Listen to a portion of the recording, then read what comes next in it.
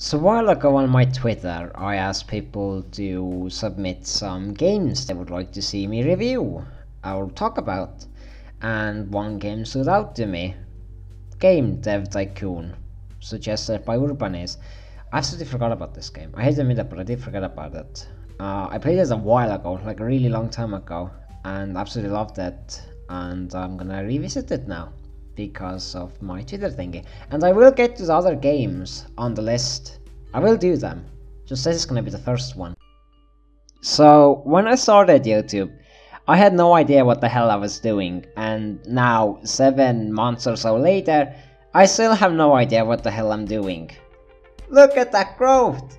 But what I do know is that I love games, and I have dabbled in game design and game development, so when it comes to games, I adore them and I love talking about them, and I am by no means a critic or a professional expert when it comes to games, but I can talk about them as a fan. So what better game to talk about than a game all about game development?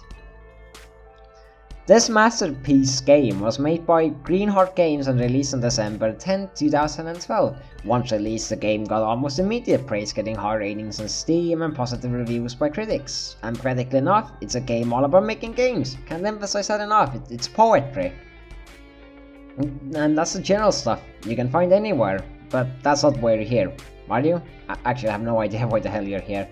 But you're here now, so you're going to listen to my thoughts on the game. When you first start the game, you start out in your garage, alone, not really knowing what to do. All you do know is that you can make games, and you have 35 years to do so. So that's what you do, you start making games. Now how do you make games, you ask? Well, it's simple, you just click a few buttons. Okay, it's a little bit more complicated than that, but in this game, you have the option of choosing the topic of your game and then combining it with a genre, such as Assassin RPG. Then you can give it a name. Then you have to pick the console/platform you will publish the game on, such as PC or any number of parody consoles. Later down the line, you can have multi-topics for one game and release on multiple platforms as well. The development cycle is pretty simple. Every now and then you get to choose what aspects of the game you allocate your time to, such as gameplay, sound, level design. You get to choose, and these choices do matter. You earn some XP. Once you have gained enough XP in any of these specific fields, you will level up, making you more skilled, making you more capable of making games. After that, you get reviews on your game, which can go anywhere from 1 star points to 10. And whilst a lot of people think it's purely random, I don't think so. And you will figure that out fairly fast once you start taking advantage of the generate game report option, which will tell you what you did wrong and what you did well, which will then assist you in making creative decisions that affect the game, making the correct decisions, which will give you better scores, make the game more successful. Now, once the reviews have come in, the game is published and everything is done, you will start getting sales, which will get you a few bags of mulha. Very early in the game, you will see that some topics are blocked, and you will have to pay about $9,000 to Oh wait, it's not a AAA game? Okay, never mind. So then you don't pay $5,000 or $9,000. You can just use the research option in the game to research new technology, upgrades, and new topics. Around this time is when you also get the possibility of making your own engine by using those upgrades and technology you just researched, which will allow for more customization during the game development cycle. And of course increase your chances for getting more money and more positive reviews. As the game progresses, or more so the time in the game, some new consoles will appear and others will die. You can also buy licenses to publish games on those consoles. But there's this fun fact about this game. This game is based around the early years of the game industry. So around the 70s or so. So if your game industry knowledge is high, you can kind of predict what consoles will come and what will go. It is pretty accurate, and you will recognize the parody names as well. You will know what to expect. And this gives a kind of a interesting advantage to people familiar with the history of the games industry. It's a fairly interesting thing to put into a game. It's honestly interesting. I've never seen a game that goes so meta. Okay, that's false. There's Stanley Parable and other games, but I mean, like, you literally can win this game by knowing real life stuff. So, yeah. And all of what I just said, yeah, that's just the base game. That's just the start, that's just the intro, that's just a tutorial. Now, that's the basic stuff. But this is where we get serious. As you progress in the game, you will unlock more and more options and possibilities that will change the gameplay and how things function. You will unlock marketing along with contracts. Marketing is something you can use to get some buzz for your game, and contracts is something you can do to get some extra money just in case, or if you're feeling really spiffy.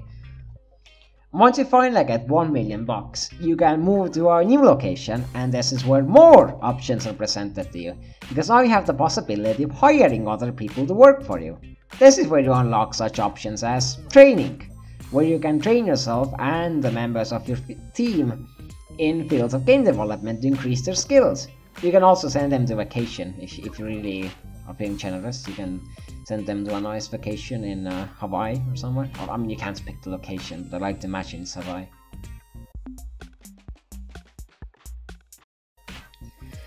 And that's still not it. Now you can attend a game convention, or G3 convention, where you can get a booth and see how many people show up, which can again generate hype for your game. There's just so much. Along with that, you unlock more research options, and once you progress more and more, you can decide how huge your game will be, either small, medium or large.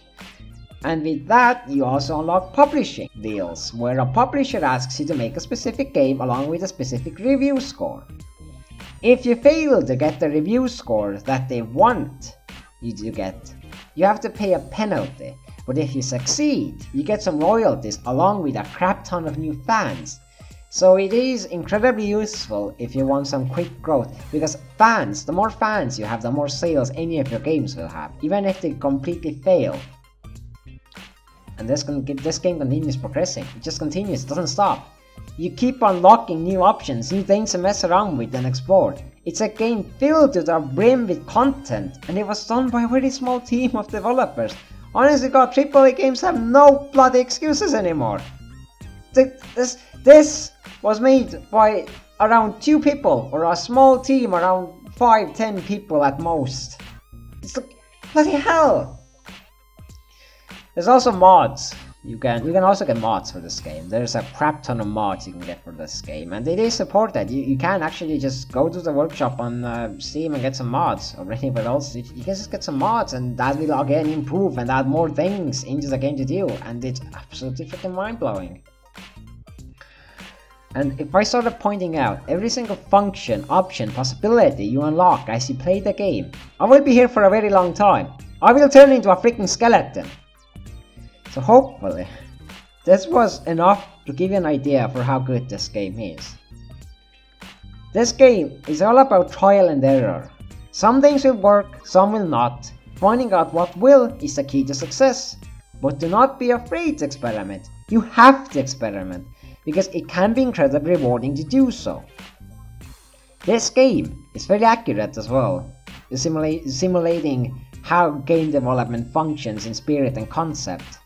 Hell, I can even compare it to YouTube. You try things, you experiment, you publish it for the world to see, and then hope to God that someone will enjoy it and not absolutely hate it. But like all games, it does have issues, it does have a few thingies there and there. A lot of people have said it's too difficult, that the reviewers are randomized or never like anything, but that's not really true. But then again, it's not a game for everyone, as it can get very repetitive, as you are basically doing the same thing over and over and over again. Although if you unlock new content and more options as you progress, you're still doing the same thing over and over again. And the reviews are not randomized, at least not from what I have seen. because the more I play the game, the more I have understood how it functions. You have to make connections, genres and topics that actually make sense. Like RPG and let's say Assassins. That will make sense, that will function. Now you just have to pick a good console to put the game on. Then you have to do the development cycle correctly, and boom, 10, 10, 10, 10. I got it quite a few times. And it's all based on actual variables in the game, and the game will teach you about them if you use the generate game report function. The developers of this game are also working on a new kind of Tycoon name, named Tavern Keeper. So if you do like this game and are interested in what this team of devs is up to, then you should go check out Tavern Keeper and buy it when it does release, because I know I will. I'll be buying it, definitely. If it's anything as good as Game Dev Tycoon, I'll be on the front lines. I will fight someone for this game. I mean, that game. I mean, I'll fight them for both, to be honest. But that's it for the video. I know you're all busy and doing your own stuff, so thanks for taking some time out of your day to watch my video.